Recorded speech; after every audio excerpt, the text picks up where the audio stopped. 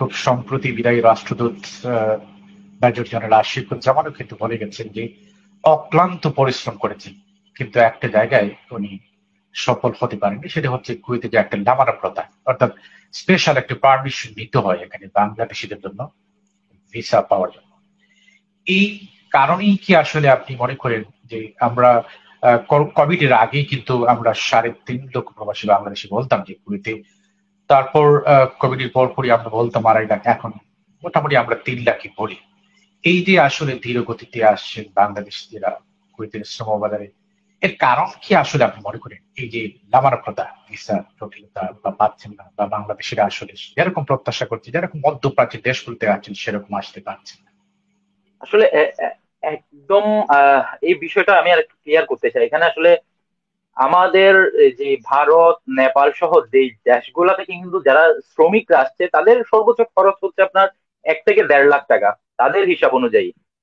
আমরা তো অনেকের সাথে আমাদের যে যোগাযোগ আছে, তারা যে বিষয়টা বলছিল তাদের 1 থেকে 1.5 লাখ টাকা, কিন্তু সেই জায়গাতে গিয়ে কিন্তু আমাদের বাংলাদেশিদের খরচ হচ্ছে 7 থেকে 8 লাখ টাকা।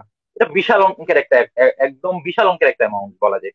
আর পাশাপাশি আপনি যে লামানা কথা বলছেন, আসলে এই যে লামানা করতে গেলে বিশেষ একটা অনুমতির প্রক্রিয়া আছে স্বরাষ্ট্র মন্ত্রণালয়ের, অর্থাৎ কুয়েতের স্বরাষ্ট্র মন্ত্রণালয় একটা বিশেষ অনুমতি নিয়েই কিন্তু এই ভিসা প্রক্রিয়াটা হচ্ছে।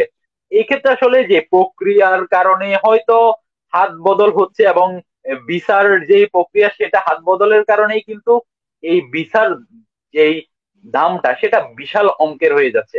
আর এই প্রক্রিয়াটা যদি আমি সহজেই যদি করা যেত, আসলে দক্ষ জনশক্তি অনেক রাখতো। আর পাশাপাশি যে আমাদের বিদায়ী রাষ্ট্রদূত মেজর জেনারেল আশিকুজ্জামান, উনি যেটি আসলে বলছিল যে তার দুঃখটা, আসলে দুঃখটা শুধু তারই নয়, প্রত্যেক প্রবাসীদের। এই যে যারা ব্যবসা প্রতিষ্ঠান গড়ে তুলছে এখানে, অনেকেই কিন্তু, আপনি নিশ্চয়ই জানেন, অনেকেই কিন্তু ব্যবসা প্রতিষ্ঠান গড়ে তুলছে, তাদের এই লামানা পদ্ধতির কারণে কিন্তু একটা আহ, চাইলেও কিন্তু তাদের ব্যবসা প্রতিষ্ঠানে যে দক্ষ জনশক্তি আনতে চাইলেও সেটা কিন্তু প্রক্রিয়াটা জটিল হওয়া কিন্তু সহজে কিন্তু পারছে না। এই জায়গায় কিন্তু একটা গ্যাপ থেকে গেছে এখনো পর্যন্ত।